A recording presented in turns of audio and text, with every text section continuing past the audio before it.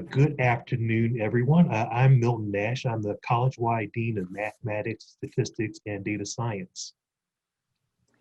Hi, I'm Rebecca Thomas, and I'm the chair of the biology department at Rockville campus.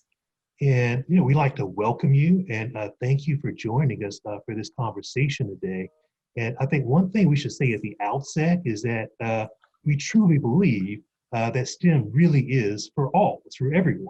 And as many of you probably know, STEM is an acronym. Right? It stands for all those fields that are grouped under science, technology, engineering, or mathematics. And our vision is for a STEM unit. And I think I can speak for Margaret Latimer, the college-wide STEM provost.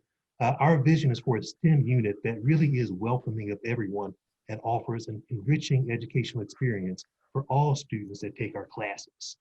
And I just wanted to share, I think at the beginning, a little bit more about us and our journeys, our STEM journeys.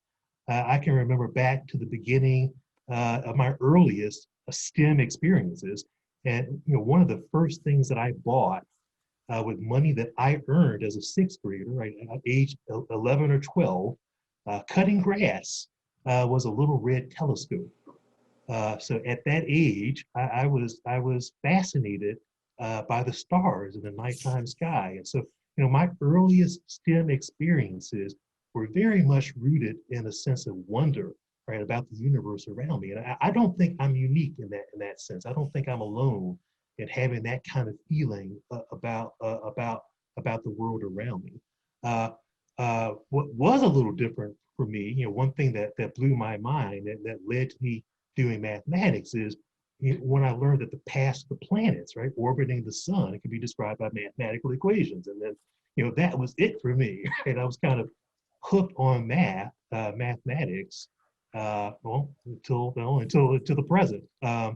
So, as a young person, I was a voracious reader, and eventually I progressed to reading about topics like relativity. Scientists like Albert Einstein, and one factoid in the bio of Albert Einstein that always stuck with me was the fact that he, in the latter part of his career, worked at the Institute for Advanced Study in Princeton, New Jersey, right? And I can't claim that I understood everything that I read, but it captured my imagination, right? And it kept me going and coming back through the years. Years later, I would actually go on to major in mathematics, right, the M in STEM, as a college undergraduate. And when the opportunity arose to apply to a graduate program at Princeton University, all right, and Princeton is the town where Einstein lived decades before my time, I totally went for that, and I was accepted. And I have to tell you, it was and I tell you this story because this thought occupied a huge portion, a huge chunk of my life, right? A decade of my childhood.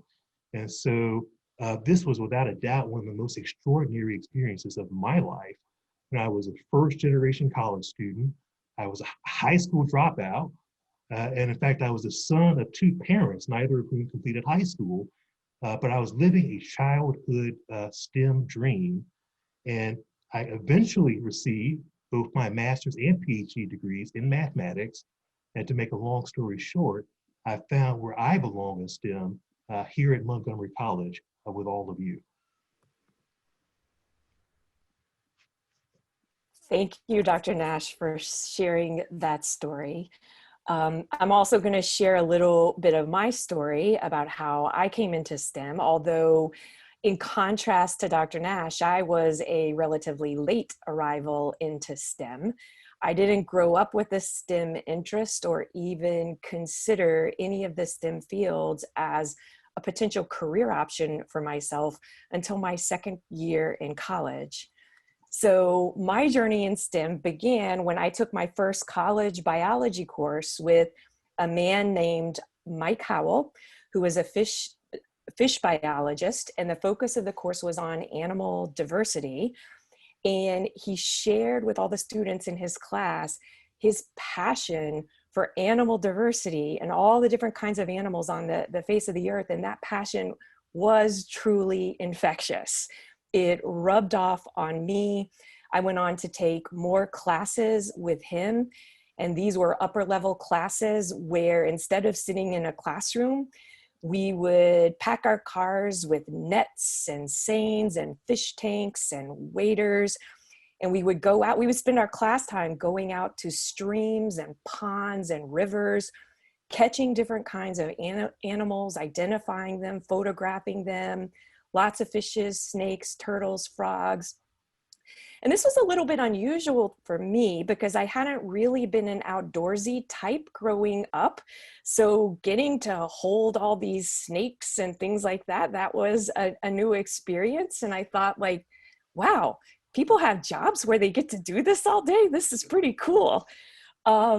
So I, in particular, became really fascinated with the incredible diversity that lives under the water, all the different kinds of fishes, their different colors, their different shapes, things with whiskers, things with spikes. And I just became hooked. And later, as I got towards the end of my undergraduate degree, I had the opportunity to do a summer internship here in DC at the Natural History Museum, working with a fish biologist there. And actually, I was the first undergraduate student from my entire state to be accepted into that internship program. And from there, I went on to continue the study of fishes with a master's and a PhD in evolutionary biology, studying fish diversity specifically. And it's been an exciting STEM journey, but similar to Dr. Nash, I'm so happy to be part of the MC community and really feel like this is a place I truly belong. Thank you, Rebecca. And so we told you a little bit about us. We'd like to learn more about you, to learn a little bit more about our audience. So Jeanette, could you bring the poll up, please? Okay, great. So you should be seeing a poll now. And if you could just select the option that most closely describes you, we'll give you a minute or two. So we have a lot of faculty so far. Some students, I'm happy to see some students in the room.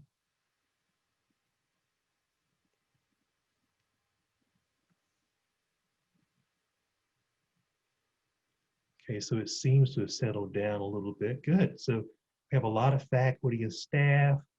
I'm happy to, and we have some STEM students. That's great. And we have some people who are not in STEM, and I think that's, I love that. So good, great, cool. And so hopefully, I'm sure that my STEM colleagues have your own STEM stories about things that have stoked your passion for STEM and that have helped to sustain you and your interest. For those of you who are not STEM but who may be curious, I hope that you too explore and find your passion and something that drives you. And we really invite you to give STEM a try. If you're curious and interested, and hopefully, you'll find something here at Montgomery College for you. Luckily, it's actually become more common to see diverse representations of success and belonging in STEM fields. And there are actually organizations now dedicated to providing support and community to diverse STEM practitioners. And I'll just post a few examples of URLs for websites in the chat. And so this first one is for a website called Mathematically Gifted and Black. It was created by the Network of Minorities in the Mathematical Sciences.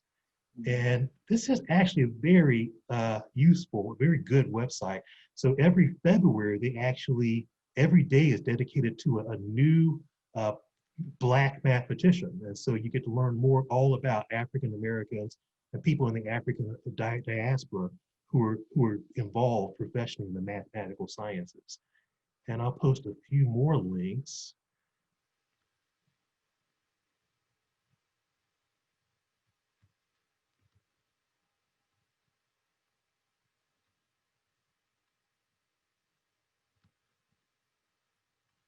So this is for the Association for Women in Mathematics, and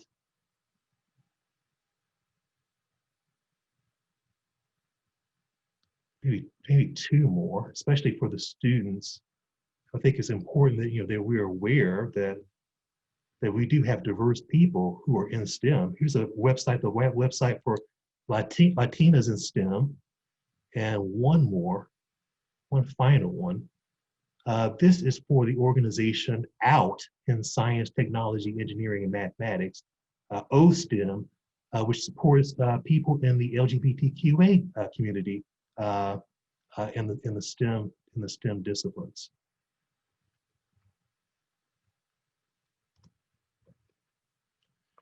And so we're seeing more representation these days, but in many ways, there's still a long way to go. So when I first started thinking about this workshop and had to come up with a title, what came to mind kind of was what always seemed like a bit of a paradox to me about STEM. On the one hand, we often think of STEM as having a claim to some sort of universality, right? Everyone benefits, for example, in some ways from advances in technology and medicine, right? I mean, some of you may be looking forward to the next iteration of the iPhone. Also, the STEM disciplines often lay claim to establishing objective truths about with universal validity. And so, the scientific method provides a model for discovering objective truth about reality. And I think truth is relevant to everyone. And so that was the STEM is for all part, right? But when you actually look at the people who populates these fields, sometimes we don't see that universality reflected in the demographics of the practitioners, right? And there's ample data showing that even when we're successful in recruiting diverse students into STEM academic programs, we aren't always successful at retaining them, at graduating them. And so here's an interesting statistic. I read recently that African Americans account for less than 0.7% of tenured math faculty in the top 50 American research universities. Did you catch that? Less than 0.7%. And this is something that jives with my own professional journey. Throughout my own career, both educational and professional, in various departments in mathematics, I often found that I was the only African American in the department, sometimes even the first. Going back to my Princeton experience, I'll never forget what happened to me after I passed my qualifying exams. Now, I was in a hallway outside the examining room, and I saw a friend, who at the time was an assistant professor in math, Arlie Petters, actually went on to become a dean at Duke University. But I saw Arlie in the hallway, and he congratulated me and asked, how did it feel to be the first? And at first I was kind of confused, but as it turned out, by passing my qualifying exam, I had become the first person of recent African descent, I'll put it that way, to earn a graduate degree from that department. And before that event, it wasn't something that I really thought about, but I certainly did feel it, and I've thought about it ever since. It felt a little lonely, right? And so I've certainly asked myself the question, do I belong here at different points in my life? So, that's the second part of our title, STEM is for all, but do I belong? And I know Becca has also dealt with this issue in her own professional journey. Rebecca, do you want to share? Sure. So the part of my STEM journey that I didn't share with you earlier is the reason why I was a late arrival to STEM. And it really goes all the way back to the earliest parts of my K through 12 education. So, and I have very vivid memories that go back all the way to third grade. I struggled with math from the very beginning. I struggled with basic arithmetic, as all the other students would pass those tests. I would fail over and over and over again. And I have very vivid memories of this. As a result, I received a lot of indirect, but also direct messages that said, well, you know, you're a girl and girls often aren't good at math. So why don't you just focus on other areas of school that you're better at? And while I know those messages were probably well intentioned, trying to keep me interested in other aspects of school, I really developed a fixed mindset about my ability in math. And it was, well, I'm a girl. Girls usually aren't good at math. So I don't really have any hope of being good at this. I should direct my interest away from science and math and to other areas. And that's what I did throughout the rest of my K through 12 education. I was fairly disengaged in all of my science and math classes. I dreaded going to them. For me, it wasn't really even a question of do I belong. In fact, I had been told from the very beginning that I didn't. And I really internalized that. It wasn't until I got to college and I started to move towards more of a growth mindset about my ability that I started to question some of those assumptions about myself.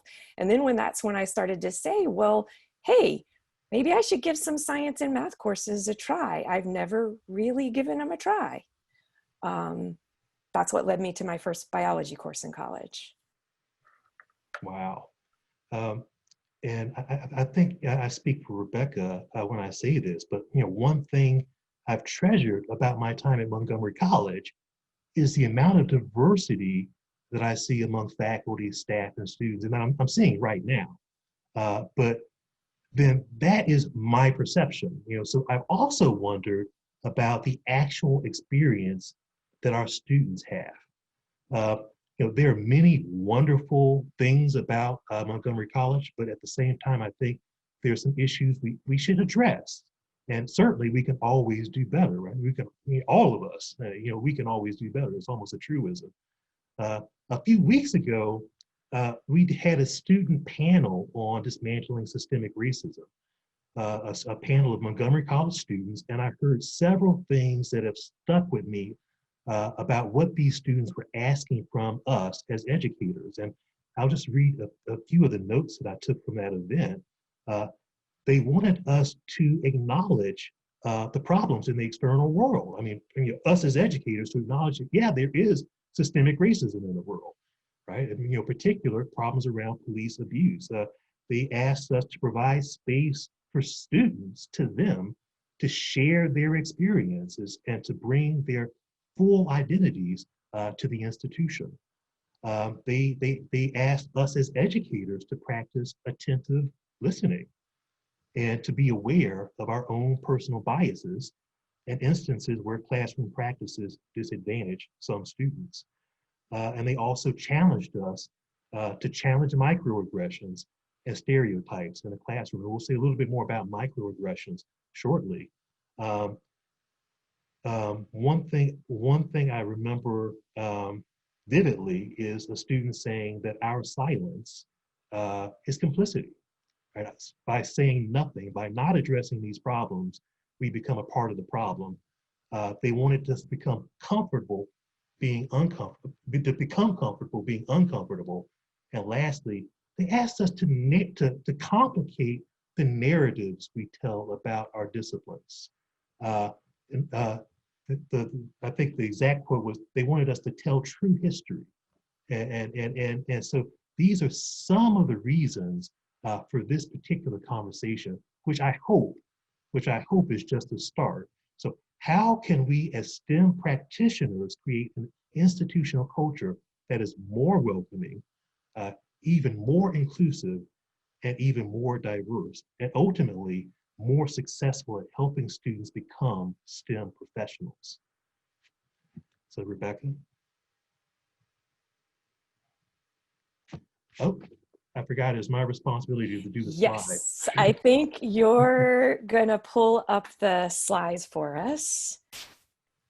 And so as Milton gets the slides up, I'll just kind of give you an overview for the next part of what we're going to do. So I want to step back a little bit and show us some of the national data to help us think about the bigger picture regarding the deficit in diversity and representation in STEM as a field. And this gets to some of the examples, the specific examples that Milton has shared with us earlier. There are many, pardon me, there are many aspects of diversity in STEM that we could discuss as part of STEM is for All, but I want to focus on race and ethnicity first, just because it's a salient discussion. And recently I attended a talk by Dr. David Asai, the Senior Director for Science Education at Howard Hughes Medical Institute. And the title of his talk was Race Matters. And the data he presented on degree attainment for historically underrepresented races and ethnicities in STEM were powerful. And I immediately thought, I must share these data with the rest of the MC community at our STEM is for All event. So next slide. And I think it's just occurring to me maybe the disadvantages of, I probably should have been controlling the presentation here as I'm talking about the graphs. So Milton, you may have to try to point out key things on the graphs here as I talk. So here are those powerful data. And what do they show? They show peers are underrepresented among those who earn STEM college degrees. Now, before we get into the graph, you're probably asking, well, what is a peer? Maybe you haven't heard that term before. Dr. Asai defines a peer as persons excluded from STEM due to their ethnicity or race. Now, whether that means they're excluded directly, indirectly, intentionally, or unintentionally, the end result is the same. There's system-wide structures and people acting within those structures that result in exclusion of those individuals from a seat at the STEM table. In the United States, peers would include people who identify as Black or African American, Latinx or Hispanic, and indigenous groups like American Indians or Alaskan Natives. So what do the data say about peers and college degrees?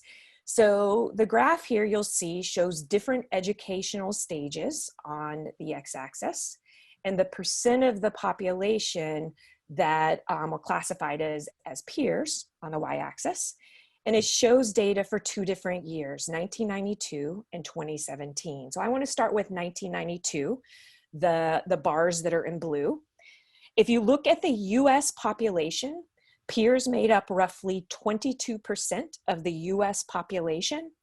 But if you look at the representation for those earning bachelor's degrees in STEM, only 6% of STEM bachelor's degrees were awarded to peers, and only 3% of STEM PhD degrees are awarded to STEM, to peers rather, which probably explains the statistic that Milton shared with us earlier about math faculty and representation at institutions.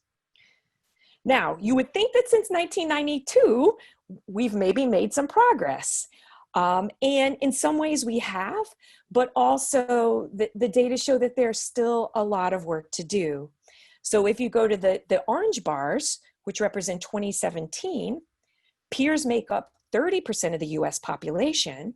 But if you go to the next column and look at those students entering college with an intention to study STEM, 34% of those students are peers. So actually peers are overrepresented in students entering college wanting to study STEM. This is good news. Our programs and our efforts to attract and recruit diverse students into STEM have worked. Disappointingly though, we haven't made a lot of progress with persistence. When we compare students with similar academic backgrounds, peers still switch out of STEM at significantly higher rates than non-peers. And in fact, they're switching out in roughly the same proportions that they were in 1992. So more peers are entering college interested in STEM, but they're not staying around to earn the degrees. So that's something we have to address. Okay, next slide. And what's important about this is if peers are underrepresented in college degree attainment, then that also carries over into our STEM workforce, right? If they're underrepresented in getting those bachelor's, master's, and PhD degrees, then they're also represented when they go on and apply for jobs and careers that require those degrees. And you can see here from the graph, if you look at underrepresented minorities, which from these data correspond to Dr. Asai's designations for peers. Peers make up roughly 30% of the US population, but they hold a much smaller proportion of the science and engineering jobs. And you can see it even broken out by different groups there.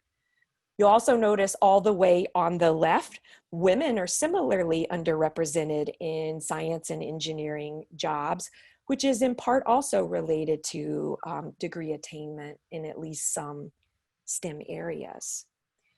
So I guess the bigger picture question of this, when we look at this underrepresentation in degrees and in careers, why does this matter? Why should we care?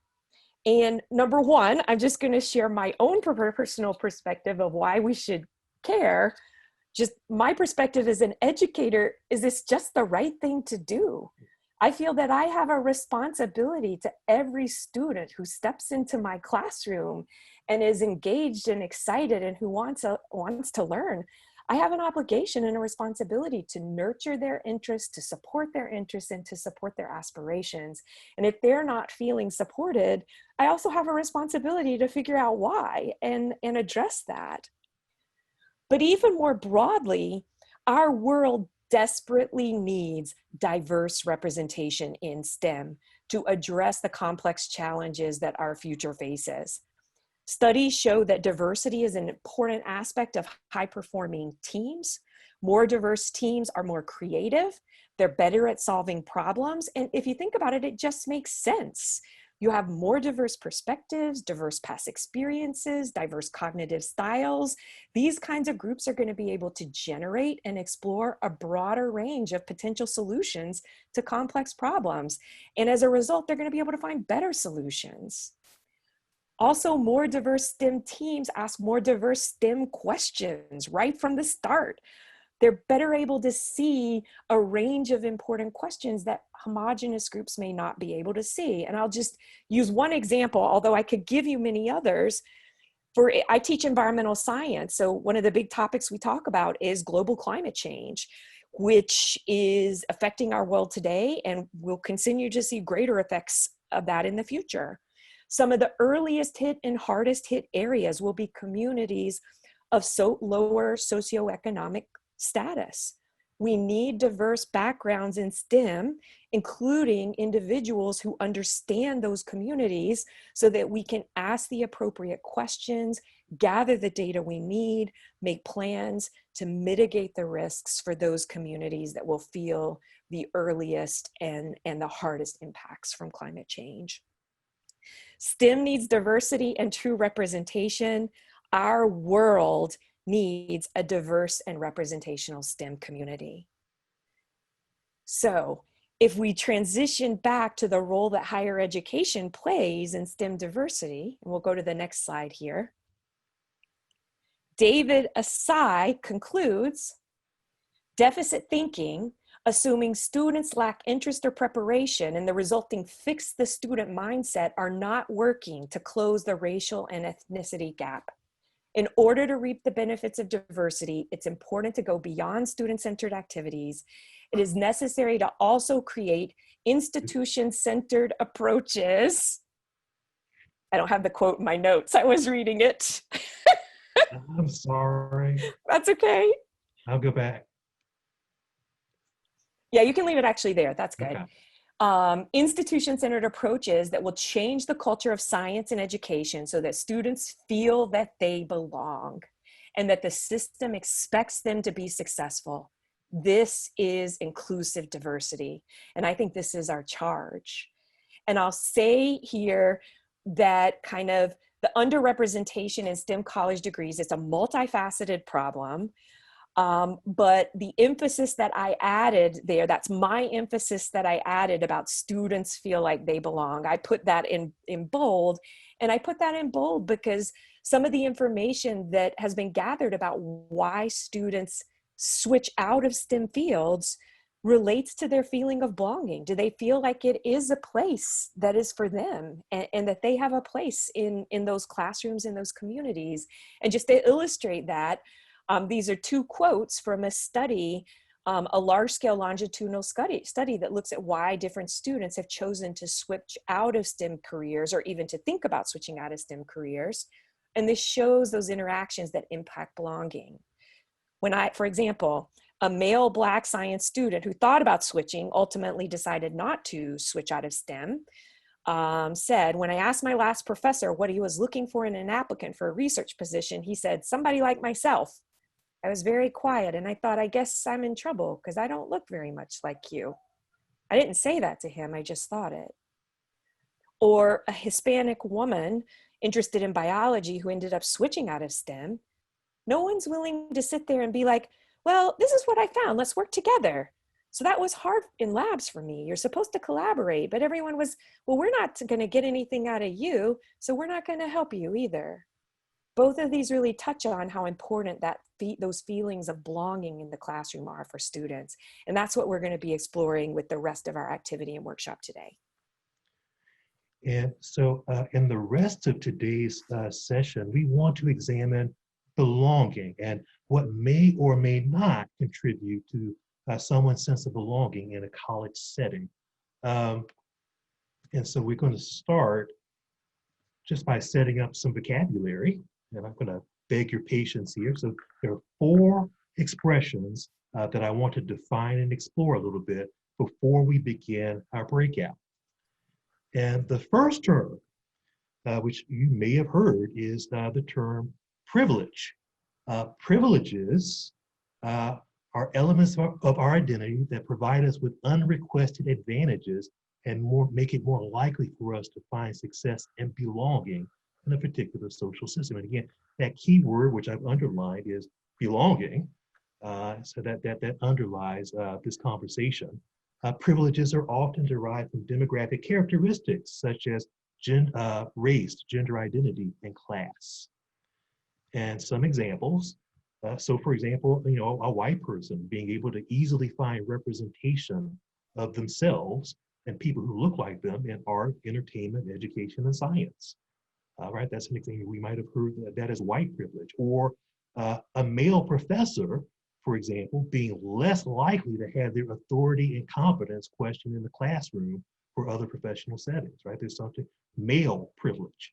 Or a heterosexual being able to show affection to their significant other in public, without dealing with adverse reactions from other people. And last, I'm going to totally go here, faculty privilege. If you think about it, I mean, faculty members at some point in their lives were very successful students, right? And so it stands to reason that we have a sense of belonging, when it comes to the classroom, right? Not only that, but, as someone who structures, as people who structure classroom environments, there's kind of a tendency to replicate classroom environments that benefit students like me, right? I'm not, and that doesn't make me a bad person, but I'm just less likely to question the potential harm that's done because I don't associate the elements of that environment with harm, right? Because it worked for me, right? And I really want to stress here that this isn't about taking blame for things that we can't change or that we didn't choose, but it is about developing a critical awareness of things that can impact the learning process in our classroom. That, right? It isn't about guilt tripping, but rather about taking ownership over our responsibilities as educators to maximize our effectiveness. And in my opinion, in order to have this discussion, we really need to be able to own our privileges. And I will be the first one to say that I benefit from at least 3 of these categories, right? Being male, heterosexual, and at least at one time, a faculty member.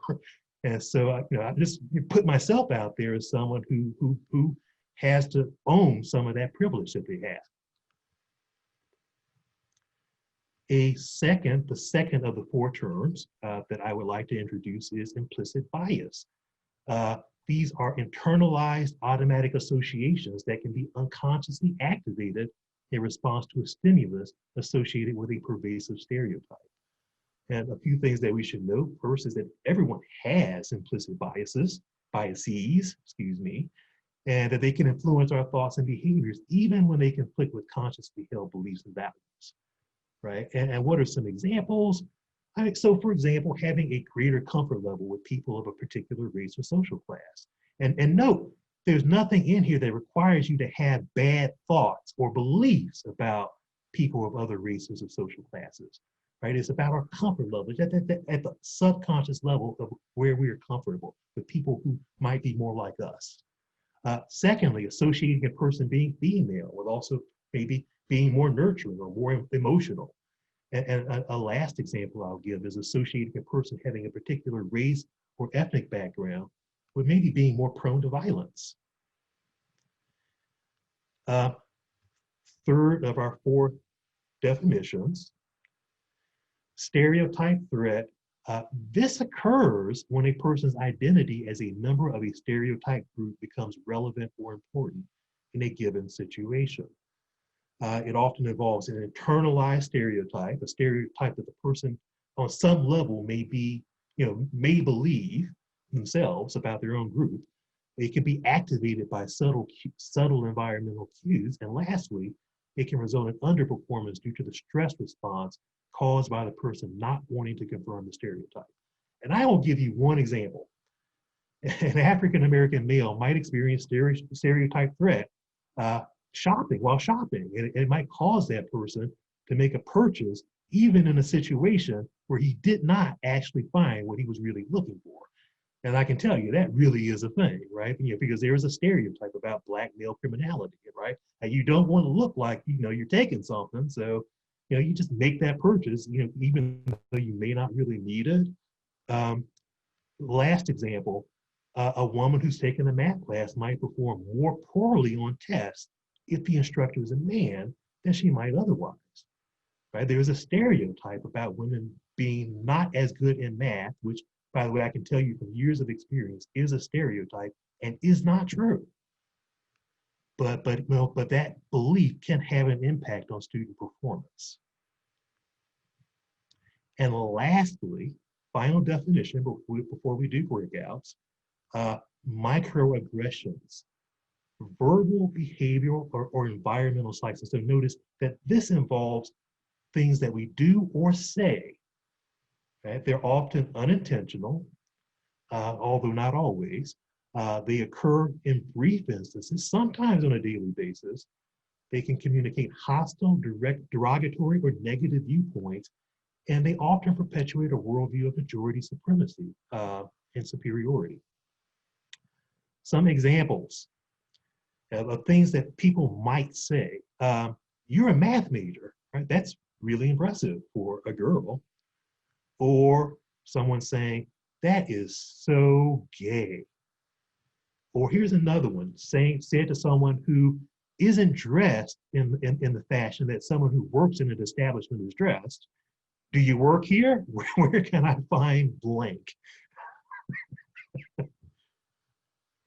Here's another one, said to someone who was in fact born in the US, your English is so good. What country are you from? Another, I don't see color. I only see people. Here's something that's maybe a little bit more violent, intentionally misgendering someone. For example, referring to someone as a he who is made explicit their preference for the pronoun she, right? Here's one of my favorites. You are so articulate. I've heard that before. And lastly, one of my all-time favorites, why do you have to make everything about race? Right? I mean, there are things about these comments, they're somewhat dismissive, right? they serve to invalidate someone's point of view, their perspective, or even their background, as a as a person. Um, and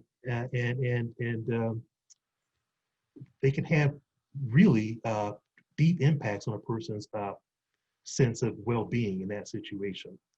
Okay, so these are some of our vocabulary words. Sorry, this is our stop sharing now. I came with references, being an academic. We got a bibliography for all that stuff. So now it's time for our breakout activity. Rebecca, you want to take it from here? Sure. So what we would like to do now is move into a breakout activity for probably about 15 to 20 minutes. And in the breakout groups, we want you to really think about the sense of belonging and what are some of the experiences that help students feel like they belong in the classroom, or maybe may make them feel like they don't belong in the classroom. And to help you think through some of this and have a good discussion, we're going to do a little case study. The case study describes a group of students and a professor interacting in a chemistry lab. They're trying to do something called a titration. Don't worry about what a titration is if you haven't taken chemistry. But what we want to think about are the patterns of interactions among the students and the instructor. And then we've given you some prompts in your group to think about. So everybody maybe take a few minutes, read through the case study individually, and then when your group is ready, in your breakout group, talk about some of the answers to those prompts and some of the things that you're thinking about the case study. And then we will rejoin in about 20 minutes back in this room and kind of share what some of the groups thought about or discussed. I'm going to paste a link in the chat right now. This is the document, the link to the document that has the case study and the prompts. So it might be a good idea to cut and paste this link, either click on it now, open the document, or also maybe cut and paste the link and take it with you into your breakout room so that if someone is missing the link, you have that there. And then Milton and I will be hopping around to join you in your breakout rooms, and we'll let everybody know when to join us back here. And by the way, the vocabulary words I think are actually provided in the form. Yes, they are. Rebecca, just in case you don't remember all that. Correct. And Jeanette, if we could have 10 breakout rooms. Okay. About 10. So I mean, so I'm interested in, if each group could have someone to report out maybe some of the highlights of your discussion. I'm kind of curious to see, what kind of conversation we had.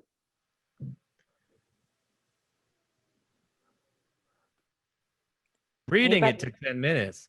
Yeah. It was a bit there. I tried to shorten it, but I thought there were so many rich characters. I didn't want to take those details out. One of the first things that became obvious is that we put our own biases onto the reading of it. Yeah, I assumed Joe was a white guy, right, and that Marie was a black female, right, and Jim was like, it didn't say that, right? I'm like, oh, you're right, right? It didn't say that, right? And so it made me stop and kind of reframe it for a second. So yeah, that's certainly the stereotypical situation that you might expect, right?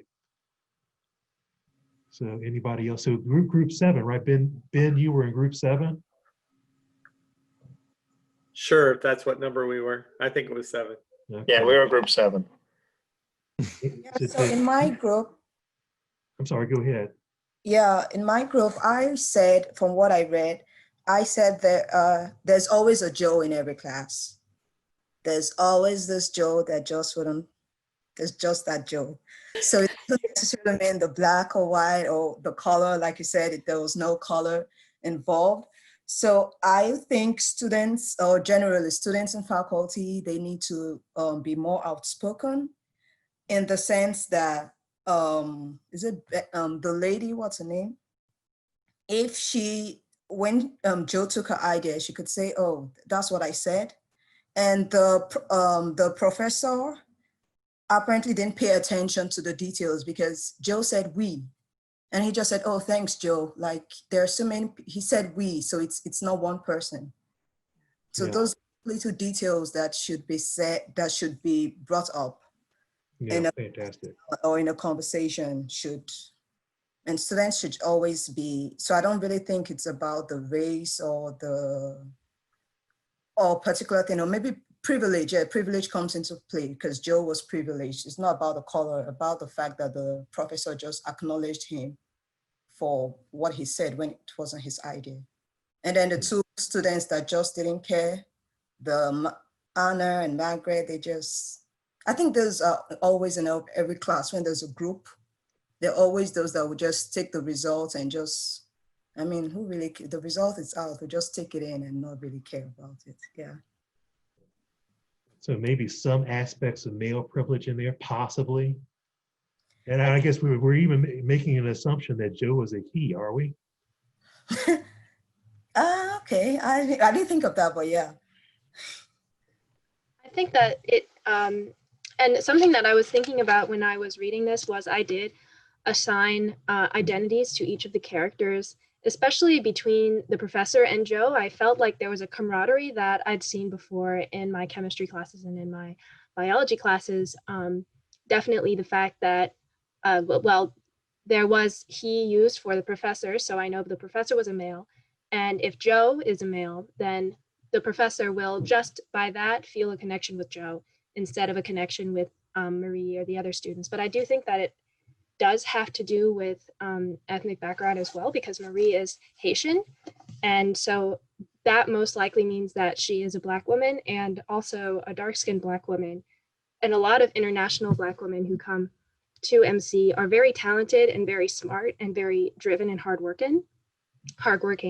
So when they're put in a class like that and there are Americans in the class who maybe they have a different way of working or they're not used to people from other countries, especially Black women from other countries or Black people from other countries, they feel like, oh, this person must not know what they're talking about. I know what I'm talking about because I'm American and I feel more of a belonging, which is what we were talking about earlier, like more of a support group with people who are like us. So because Marie is an international student and is also most likely a Black woman, that's definitely something that was going on there with the professor believing Joe more than he probably would believe Margaret or Marie. Yeah, so if she had said something like, I said that, wait, that was my idea. I think I know why she didn't say that, because that would have painted her as like either bitter or not a team person, which Marie knows that that would be the idea put on her. So that's the situation that I think was going on. And that can happen no matter the race of Joe or the professor. I think that, and even women also have stereotypes about other women. Black people have stereotypes about other Black people. It doesn't have to do with the race that you are, it has to do with the race of the other person. So. Yeah, thank you. Right, that was fantastic. Yeah, I've seen it a lot happen. You've seen a lot. You speak from personal experience. Yeah. Okay. And I think the other thing that you're seeing throughout, threaded in, is the microaggressions of each character. And in our group, we had a discussion about each character in our, and we started a lot of the discussion about Joe. And it was, you know, the frustration with Joe, but then looking at the like what is happening with the other people and the behaviors. And I think it was Dwayne that said in our group, you know, the other people kind of set back, which made another reason why Marie might have felt isolated. And I think I'm saying it the right way. Dwayne, please tell me if I'm doing you're correct. That's right. Doing you injustice, which was a great insight that you think, here we're working on Joe first, then we were working on the other two and talking about their stereotypes or microaggressions that they were having or possibly privilege. And then Maurice then indicated, let's look back at Marie's first paragraph, the first paragraph about Marie's what she said or her thoughts, you know, how she already came in with these other thoughts about coming and being spoon fed or whatever the term was. So there's just the dynamics, and these are just 4 characters. And when you have a classroom of 20 or 30 people, just think, you know, of all of that you have to try to navigate through and remember to consider. And one of my favorite things that Dwayne said too was the idea is to get them on the same playing field, you know, and facilitating opportunities that's what's going to happen. And that's the hard part, you know, with so many dynamics that are coming in. Thanks so much. Really Say great. anything else? One of the topics that we talked about in group 2 was the idea or the danger or the risk or the benefit of validating. So from the perspective of the faculty member wanted to validate a moment. And then for me as a faculty, thinking about when a validation goes too far, and that there's a place to validate, and that this validation then went far into an implicit bias and very risky territory that ended up alienating everyone. Validation is important, but that we watch ourselves and not enter a situation thinking we know what the dynamics were beforehand, because then we can do extraordinary damage in that moment. That I like that. Is that being careful, being aware, paying attention. It's one of the things when I read this case, I thought of, wow, you know, okay, professor comes over and slaps him on the back. Good job, Joe. You know, number one, we're assuming that Joe felt okay with that. But even if Joe did, what is that communicating to the rest of the people in the group? You know, maybe, I don't want the professor to do that to me, so I'm not going to participate. Maybe I'm not even going to come to class the next time because that scares me.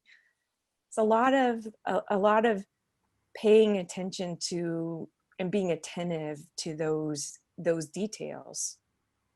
I think I'm one glad other that thing. Coleman said that, because I think that validation is very important. Somebody in our group mentioned something to the effect of, even though we didn't use the term validation, the fact that oh, maybe that was me who said that. I'm sorry.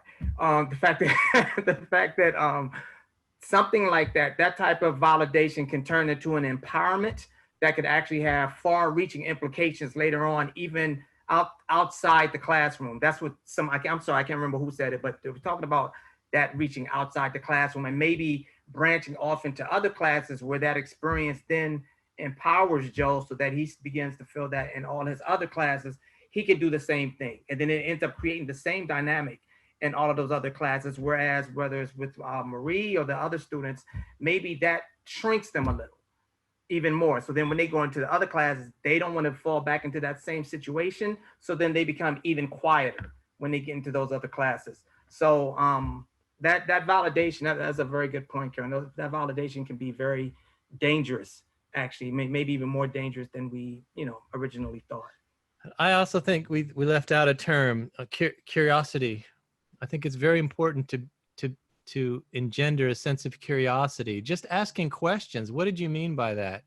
Like that. One of the things I recall earlier today was when someone says, "I don't see color." Well, what do you mean by that? Because people are different colors, they have different skin tones, and then that person might say, "Well, I was raised to treat everyone equally, and I try my best not to jump to any kind of conclusion based on skin color." Oh, okay, well, thank you. But if I didn't have that sense of curiosity, I would never understand that person. Then I might want to say to them, well, that's a catchphrase in society now, and somebody's going to jump down your throat if you say that. So you might want to change your vocabulary. I'm being sarcastic now. The overriding idea is to be curious, to ask questions. I think that any success I have in the classroom can be attributed to that, to my curiosity about students. I had a student last year came into class with a thing over his head covering his face in class. I never saw his face. His head was down. I think he was sleeping. And after class, I approached him and I said, dude, help me out. I don't even know what you look like. What's going on under there? Talk to me. You know, why is this happening? And because I asked the questions, it didn't go as well as I had hoped, but I understood. And then I changed my behavior. I didn't ask that student questions anymore because they made it clear to me that they're just there just because they're there. They have no interest in learning my topic. They have no interest in anything I say. They're just going to attend class and do the bare minimum, and their goal is to get a C or a D. Well, I mean, I can try and motivate them, but there's only so far I can go with it if they've already made up their mind. Knowing that helps me so that I can focus on those students that do want to be there, and maybe on occasion still try to reach that one person. I wouldn't know to do that unless I asked the question, unless I was curious. Great, fantastic, fantastic observations and great comments. And so we've got 10 minutes left. And so if you don't mind, I want to put out the question as to just to round out the session.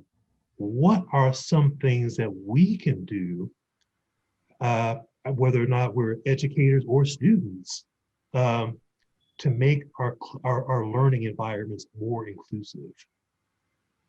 Okay. So does anybody want to start? Margaret?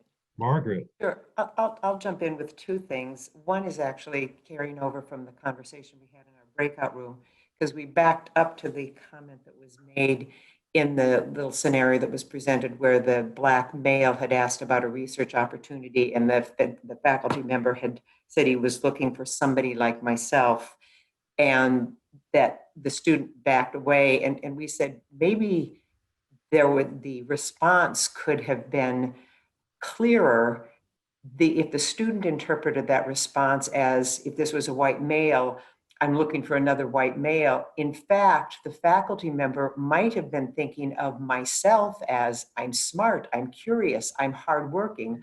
I want a student who is smart and curious and hardworking.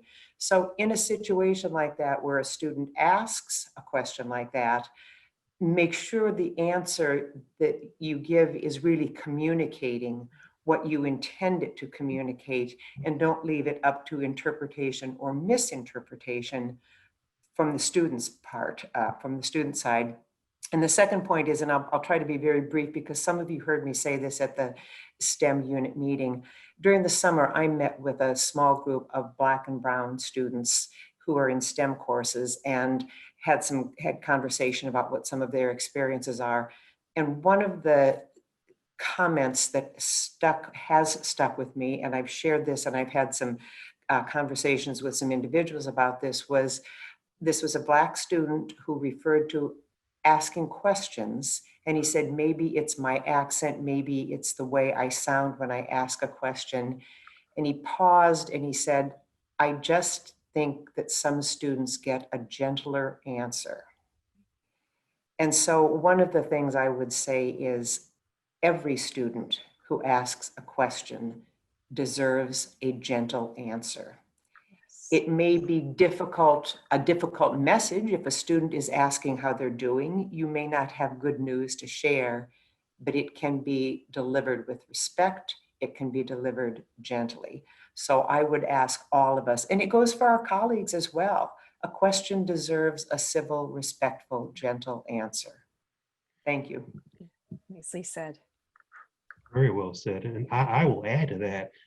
I have found sometimes as a professor in the classroom, sometimes there are questions that are asked that I, in fact, don't understand. But when I dig a little bit deeper, I find actually there's a lot of depth and places where the student has some insight that I didn't see at first. And it's only by exploring that and being open to the value of that question that we're able to bring that out and enrich the classroom discussion.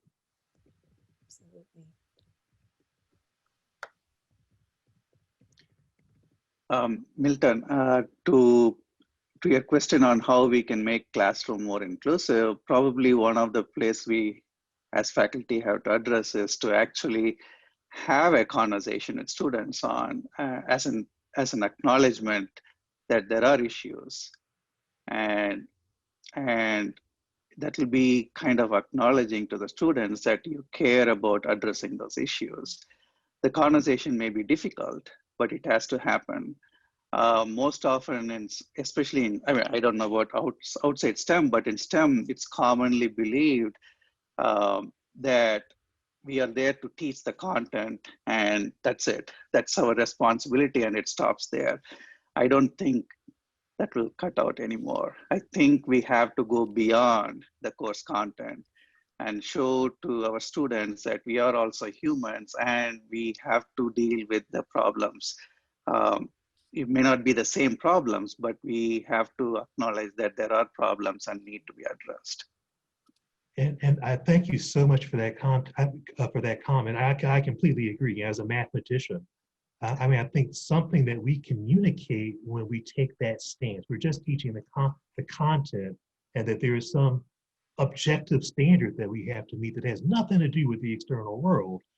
I think we're actually selling STEM short, and what we're indirectly communicating is that STEM is irrelevant to my life concerns. Right?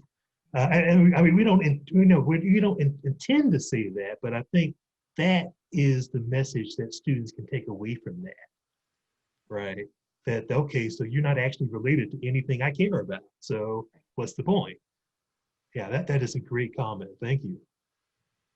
Can I extend that a little bit by saying that it's important to remember that every student is an individual, every student has a story, and every student deserves our respect. Absolutely. And to quickly add to what Vedant has just said, I think the very important thing that we can do to our students is to break the ice between us and them, to share our, not too personal, but basic stories that we're students, we struggled to be where we are now. We had to go through most of the stuff that they're going through. And the fact that we do share before becoming a professor comes that caring part. Once they trust in us, that's when they pour their concerns and they come closer to us. And that builds that strong bond between them and us. And they would not be intimidated by their accent. I often tell my students, hey, I have accent, but you understand what I'm sharing with you guys. So that regardless of all the challenges that we go through, this is a community, the professor and the students. So I think that plays a very important role. Right, fantastic. Thank you for sharing that. Thank you so much. Anyone else? I'll jump in and I'll just say one of the things that I thought when I really thought through this case study was I think a lot in my own teaching, I think about what is the impact that I as an instructor have on my students in these kinds of ways, maybe in ways that are unintentional and that I may not be aware of. I think what this case study helped me think about are also ways that classroom dynamics beyond the instructor can also impact students' feelings of belonging, and kind of asking myself, well, what is my role as an instructor to structure classroom dynamics among other students to promote or to maximize that sense of belonging for all? Like, how would I have stepped in and structured that group work differently so that maybe some of those problems could have been mitigated? And it's made me go back and even wonder for myself, were there times when I just walked up to a group and assumed that the first person who spoke out was the person who came up with the answer, when maybe it was really someone else in the group? So being aware of that other additional dynamic, that responsibility to manage all the classroom dynamics for the benefits of all students. Yeah, and there have definitely been times, I'm pretty sure that I should have intervened as an instructor, where someone, a student might have said something, to another student, maybe there was a microaggression or something, where I'm fairly certain that I should have intervened when I did not. So this situation certainly, makes me think about some places where I could have done better. Okay, so I think it is 1:29. I do believe in being punctual. And so, I want to thank both Rebecca and I want to thank you for your attendance and your participation. We appreciate you, and we certainly value all the great insights that we heard today. And we just ask that when you do the evaluations, we're interested, because we want this conversation to continue. I mean, we just barely touched the surface today, right? Very scratched the surface on all the different aspects of this issue that we can explore. And so, if you could share with us ideas for what you might want to see in future conversations, we would appreciate that. Maybe there's data, MC specific data that you might be interested in exploring. Maybe there are topics that are peculiar to our institution and what we're doing at Montgomery College STEM that we should be talking about. So if you could share that in the evaluation, we would greatly appreciate it. And again, thank you all so much for your participation and your insights. Thank you.